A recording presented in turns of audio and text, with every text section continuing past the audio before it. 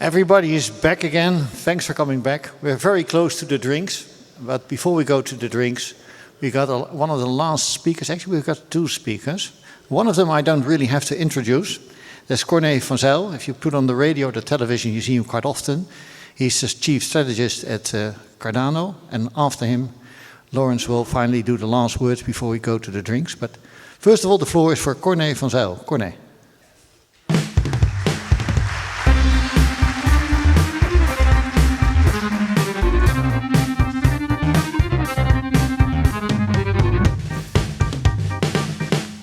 Thank you. That gives some pressure. That it's always difficult to be in between you and the drinks. So I'll speed up. No, I won't. You saw just some commercial things. When I came here, I must say that I saw an old colleague of mine called Said. You just saw him on stage here.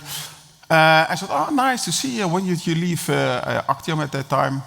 He said, "Yeah, well." I must admit, he wasn't actually a colleague. He was a Sanders person. And I didn't even notice. So I think that's a commercial advertisement as well. I hope so, at least. I'm going to talk about some main items. And some of these items are geopolitical stress, which we are seeing now at a very high pace, technological transformation, and financial risk. I promise Sanders to talk about at least two big themes. Well, as we are well known for Cardano, we always deliver more than the client asks for. So I give you three problems instead of two. Then first, to start with the geopolitical problems. What we see is incredible. If you look at 10 years ago, you would have said there is now a president which is doing this and that, leaving the NATO behind, attacking friendly partners. It's incredible. And still it happens. And why? Well, a lot of normal people are feeling left behind. And a lot of normal people say, I want things getting done. And you can say a lot of things about Trump, but he is getting things done. If it's the right way or not, or the wrong way, that's another question. But what he wants, he gets. And that's quite remarkable, especially with an institutionalized large economy like the US. That's very special to see. So they wanted strong leadership. And that's one thing that Trump offers. It was clear that Biden, in his last day, was not that kind of leader. And they want to have a clear direction. Where do we want to go to? And that's also something Trump offers. And I think one of the main things why he's been elected, apart from things like inflation and other things. But what does he get done? Well, what we see is a clear weakening of the rule of law. You're not certain anymore of what your position is.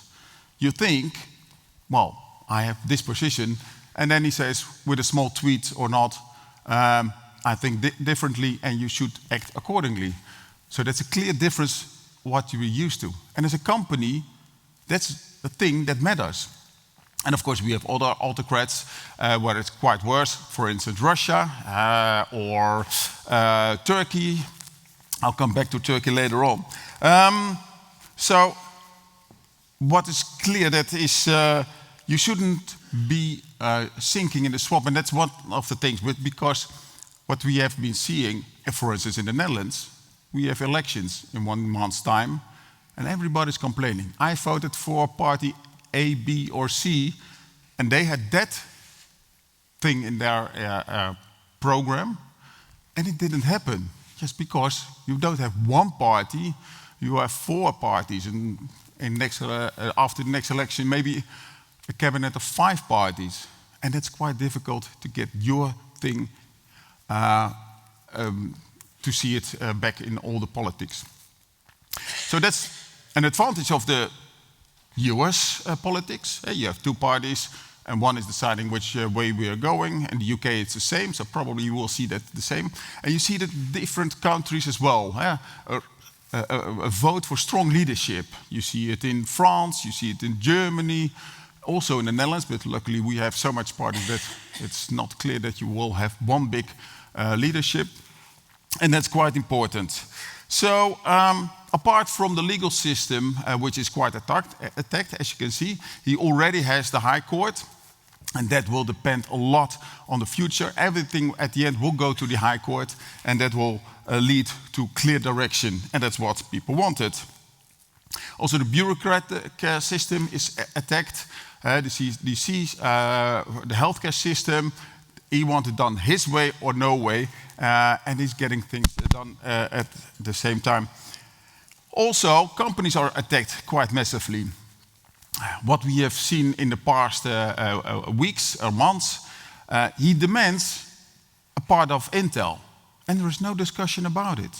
He says, I want 10 or 15% of Intel, point. I've given subsidies. He didn't, Biden did, but that doesn't matter. And I want something in return. And it seems that he's getting it. Also with NVIDIA and AMD, he's saying, oh, now you can export something to China, but I want something in return. And that's quite strange. And with you never know it's the government or him personally. So companies have to adjust to that. With an autocratic system, and keep in mind, Trump is not the only one at the end. There will be more autocratic systems where you have to cope with. So you have to be flexible to dance on his tune. And of course, one main thing is the Fed. You're treasurers, so it clearly depends for your future what the Fed will do, because that will, of course, heavily influence the Fed rate. Well, tomorrow we will know what they will do. Well, they will lower it, of course, with 25 basis points. At least that's the consensus. And he wants to have a say. What we have seen is that Adrian Kugler, for a strange reason or another, said 5 months before a term ended, just said, okay, I quit. That's strange. You can only guess what's behind it. And now, Lisa Cook is heavily attacked. For one thing, she is dead with her mortgage. It doesn't matter whether she is guilty or not. Trump already fired her. And that's strange. That's not the rule of law which we have. So, point for point, he's getting her. Waller is trying to get the next Fed president. So he's dancing to the pipes of Trump as well. And before you know, you get a very easy Fed. Is that a good thing or not? Well, let's go to look at some of the effects which it will have. If you look, for instance, flexible Fed will imply that rates will be cut more. Trump said at one time 2% or at least 3% lower Fed rates. If that will happen, that will have an extreme effect on debt levels. For one thing, what you see now is already that the debt levels of the duration of the debt is getting smaller and smaller, because he knows when I have the Fed in my pocket, they will lower rates, and then I have to pay less interest rate on that. And that's a good thing, of course, for the shorter term. Trump, as a real estate man, knows that if you have a lot of debt, it's important to have lower rates. Well, that he will get. And secondly, if you have lower rates, it's good for the economy. Now, when money costs nothing, you can spend more, you can invest more, and that's a good thing. So you will heat up the economy. But the economy is already doing quite nicely. Tomorrow we will have that cut, but at the same time, we have a core inflation rate of 3.1%. That's strange. You're going to cut rates and have an inflation of 3%. And it doesn't matter what the Fed, of course, says. We will cut rates because we are seeing the labor market cooling. And the inflation, well, don't matter. That's temporary. That's because of the import tariffs. Temporary inflation, temporary inflation. Does it sound to ring a bell with you? Maybe it sounds a bit like transitory inflation. Remember that? April 2021? Then the Fed president talked about transitory inflation, which was at that time 3 to 4%. It was only temporary, don't worry. We will cut rates. And what happened? 1 year later, you had 9% inflation. 9%. And then suddenly, nobody talked about transitory anymore. So always be careful with this kind of risk. You can calculate that it's transitory, but calculating risk to the percentage point is always difficult, and you never know what happened. And that's an excellent example that things can get out of hand quite easily.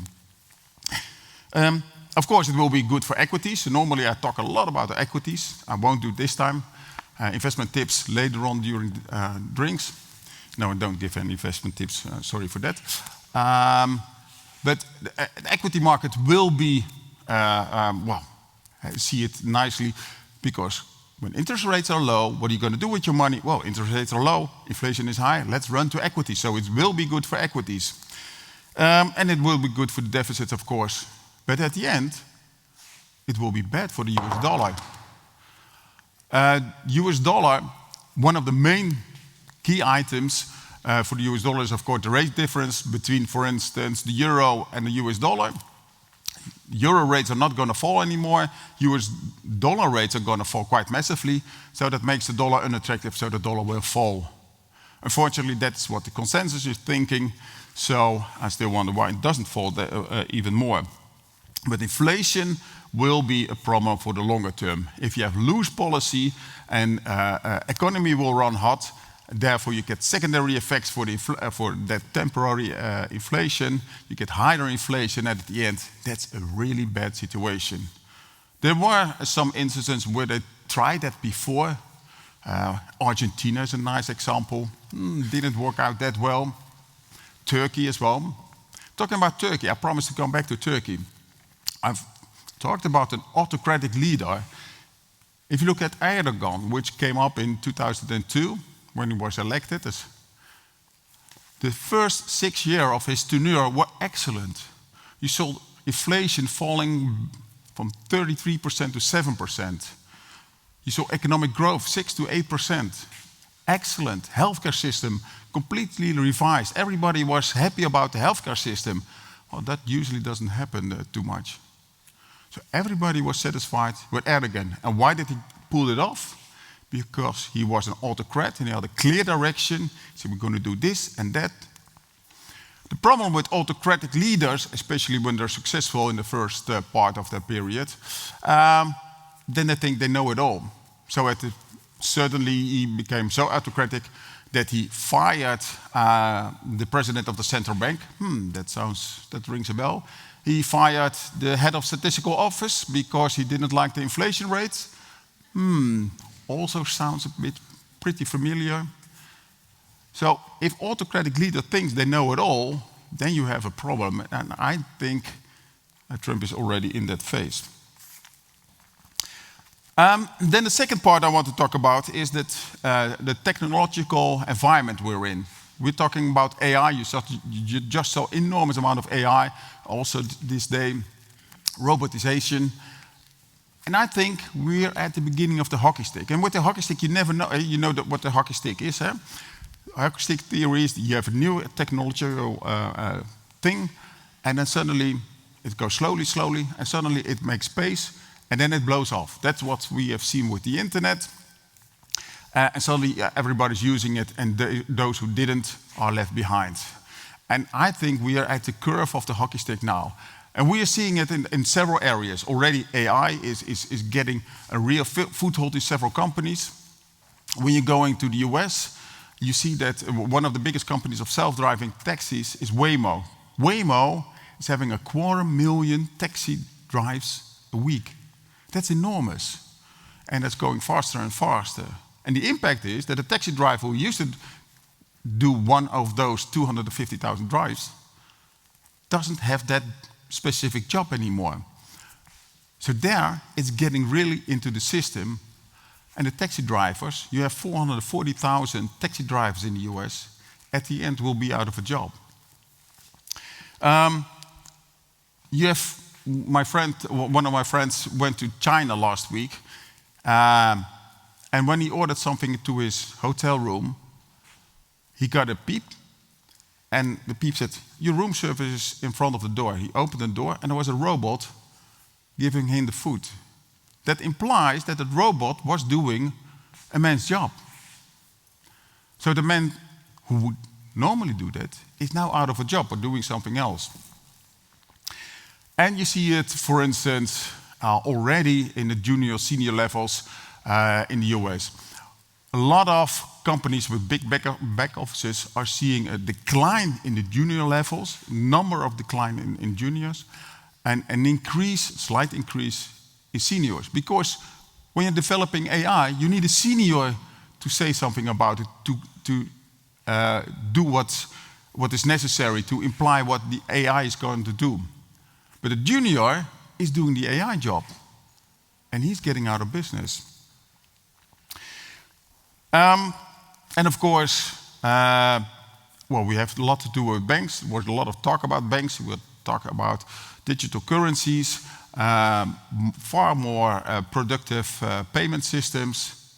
If you look at all the back offices, and front office and mid offices at the banks, and you can see what can be automated away, there will be enormous amount of people.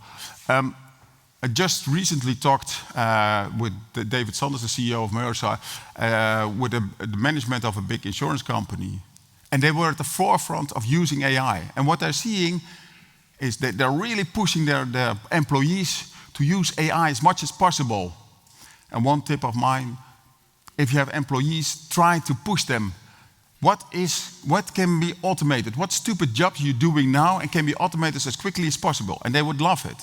But at the end, they say, well, we are so successful now that we are laying off people.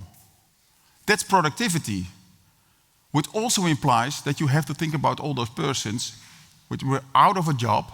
How are you going to transform them? How do you help them to a new job? And that's really important, because before you know, you have, probably you heard the story about all the coal mines in the UK.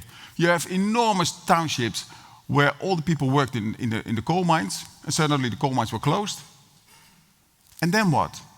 The people got out of a job, they got an unemployment benefit, and after decades, they were still out of a job. So keep in mind, when the parents are losing the purpose, the children will lose their direction, and that's very important, because all those children are also unemployed. And that's a thing for society to think about, but also you as a company. So I think it's time for a question. We're talking a lot about AI, and if it's going all right, there is a question there. And we do it not on the AI way. I just want to see hands. Who is using AI? And most people are. And who is seeing AI as a threat? Few hands. And who is seeing the AI as an opportunity? That implies that there are a lot of seniors in the room. Congratulations, I would say. Because I just saw an interview with some of the big tech CEOs, and what they say, we are going back to a 3-day work week. Yes, that's right. On average, that implies a 5-day work week for the seniors. Congratulations, you still have a job. And a 0-week work week for the juniors. Okay, 10 minutes left to talk about the financial risk. And the financial risks are huge and big. Like I said, normally I talk a lot about equities. When you look at equities, it's great to see. It's quite easy to invest. You just invest in something called AI, puff, and you're making a profit. You're making a big return. 43% of the S&P 500 market cap now consists of AI companies, technological companies. That's enormous. It's enormous concentration. And as long as they're making profits, that's okay. But you're also paying a huge valuation on that. And the strangest thing, last week I was at BNR, the radio station, and I had to talk about Oracle. Oracle went up by 30% that day. And it was great. The order books were filled completely, massively. Never seen that before. And then I looked at the earnings.